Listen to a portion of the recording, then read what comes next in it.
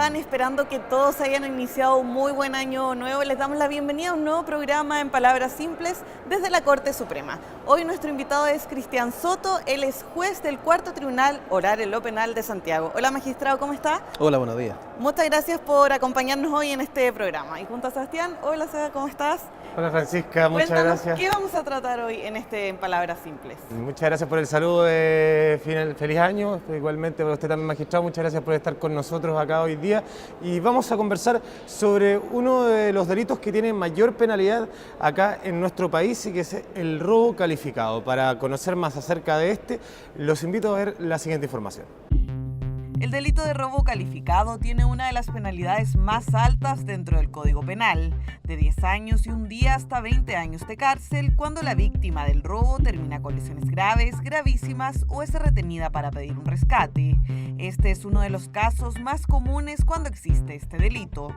En los últimos 4 años hay un promedio de 20 condenas por robo calificado, el cual se configura cuando además del daño material existe daño físico o incluso psicológico, ya que genera temor en las víctimas, por lo que muchas veces no se atreven a hacer la denuncia. ¿En qué otros casos se determina que existió este delito? ¿Es usual que ocurra?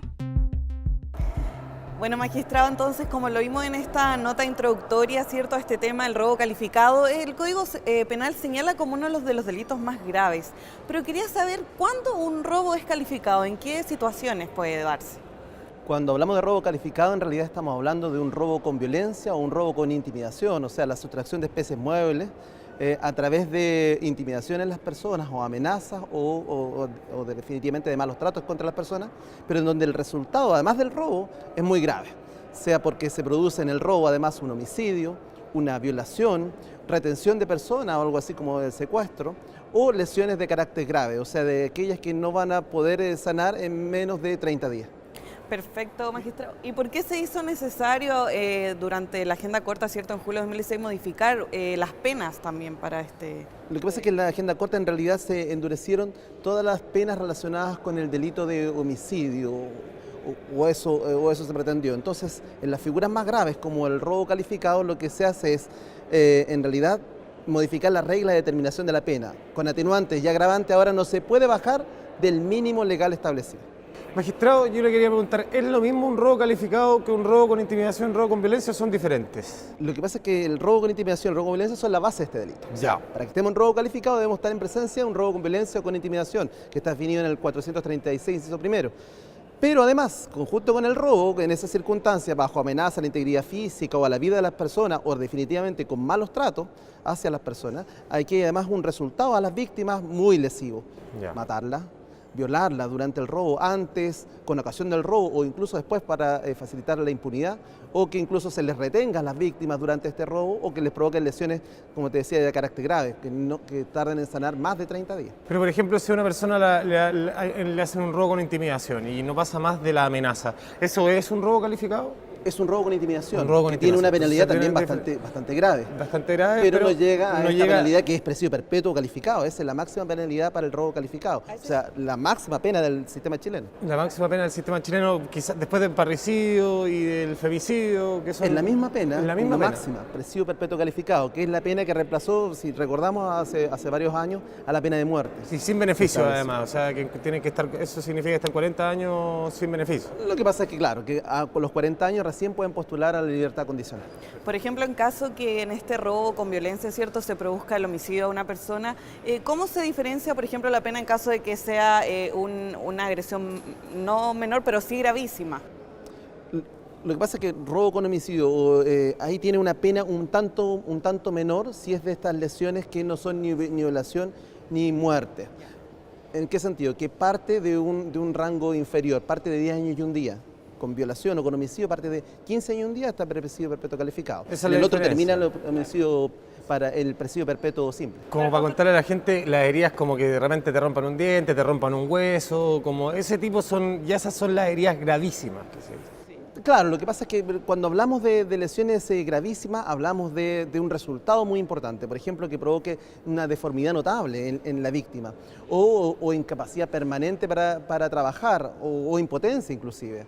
También las mutilaciones caen de esto de lo que puede ser las mutilaciones como la castración, por ejemplo, caería dentro de un robo calificado. Claro, en el fondo daños que generen a la víctima para toda la vida. Claro. Permanente. Claro. Cuando hablamos de lesiones graves, entonces vamos al concepto básico de lesiones graves, aquellas que no demoran en sanar o provocan incapacidad para el trabajo más de 30 días. Ya, perfecto. Otro de los temas que habíamos comentado, cierto magistrado, antes de iniciar esta conversación era qué pasa con las víctimas, porque muchas veces tienen miedo a denunciar estos casos, ¿verdad?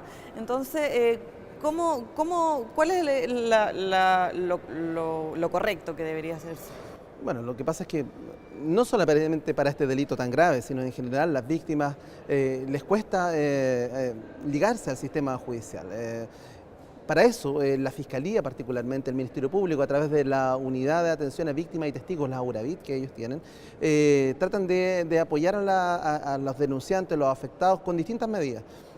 Para nosotros es habitual ver en los juicios orales que las víctimas vienen caracterizadas, por ejemplo, usando pelucas, usando barba postiza, bigotes, claro, lentes. ¿Y eso se los dan herramientas que les da la Fiscalía? La Fiscalía, antes de declarar, tiene una unidad ya bastante especializada y con bastante expertise que caracteriza a estas personas, por ejemplo, como medida. Otras medidas son, dentro del mismo juicio, pedir que se declare a través de un biombo, que es simplemente un aparato que impide que el público y los intervinientes tengan visión hacia el testigo. Es que debe ser muy complicado, igual también para las víctimas uno se pone en sus zapatos y tener que nuevamente enfrentar, sobre todo una persona si le produjo tanto daño, tener que enfrentarlo igual con el tema de la reforma procesal penal hoy en día se tienen que enfrentar y eso es un poco más difícil a lo que había antes, o sea, es como que una exposición mucho más complicada de llevar. Y yo creo que es complicada también por nuestro carácter, por el carácter de las personas que vivimos en nuestro país. ¿Usted cree que es un tema más sociológico? Sí, porque por ejemplo, en el sistema anglosajón es un derecho muy asentado, lo que llaman ellos el face to face. O sea, si alguien quiere imputarme un delito, tiene que decírmelo en la cara. Es más o menos la filosofía de estar presente ahí. Si alguien quiere imputarlo, estar presente y así poder confrontarlo. Claro, un tema que aún no existe acá, por lo mismo que usted nos está contando sobre estas medidas para proteger a la víctima. Y es muy importante porque hay muchos juicios en donde, claro, hay que balancear entre el temor o el justo temor que puede tener un testigo o un ofendido hacia el imputado con el derecho que tiene el imputado a saber quién lo está imputando y que en la cara se lo diga que él está imputando, que es lo que nos ha representado también el Tribunal Americano de Derechos Humanos, de decirnos, mire, no es posible usted tener testigos sin identidad o con identidad reservada, o al menos si usted lo tiene que tener medidas paliativas para que no se vea vulnerado el derecho a defensa. Medidas paliativas como decir, ese testigo no puede ser el fundamental para obtener una condena en contra de un acusado. Claro, es interesante ese tema porque además me imagino que a ustedes les toca enfrentarse, sobrellevar el temor y también debe existir un temor dentro de la ciudadanía a que, como el típico de decir como, es que quizás si es que lo denuncio, después me van a hacer algo a la familia, o saben dónde vivo, o saben... ¿Cómo se maneja todo eso que es parte de estos procesos? Bueno, hay algunas medidas que también el tribunal está obligado a tomar.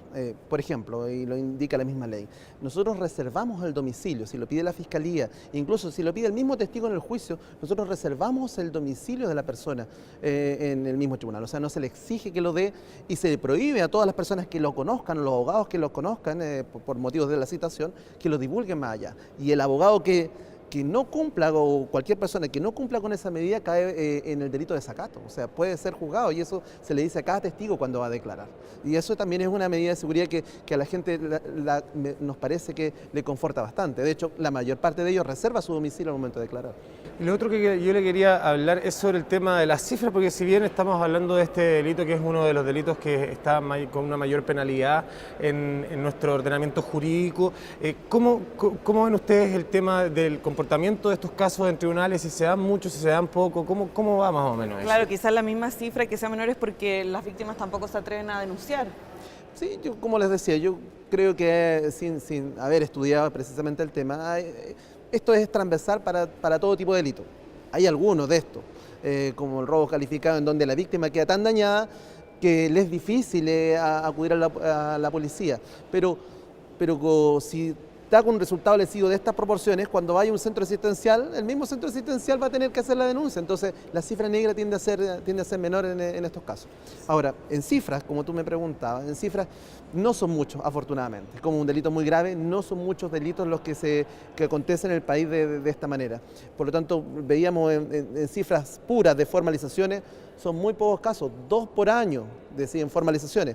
Pero también esto puede confundirse estadísticamente con simplemente formalizar a los sujetos, llevarlos a control de detención con un robo con violencia simple, claro, o un robo con intimidación simple, y que después en la investigación va decantando en un robo calificado. Ahora, las sentencias condenatorias por robo calificado no son más allá de 20 al año desde los últimos 4 años. Es muy interesante lo que usted nos dice, magistrado, porque a mí me pasa de que yo siento que la ciudadanía hoy en día tiene como una percepción media alarmista de que poco menos estamos en un país que en cualquier parte te van a asaltar, cuando pareciera ser, no sé, le pongo un ejemplo.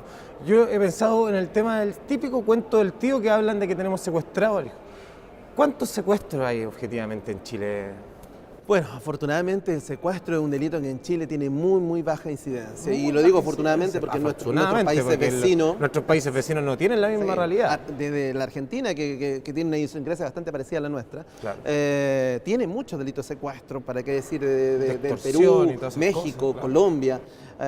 Recuerdan México, la industria que tenían y que todavía de alguna manera funciona en México y en Colombia del secuestro express, claro, de hacerlo por muy poco tiempo. Ahí secuestran a los inmigrantes, ahí tienen un problema mucho más grave. Sí, aquí han habido casos vinculados, muchos de ellos a la droga.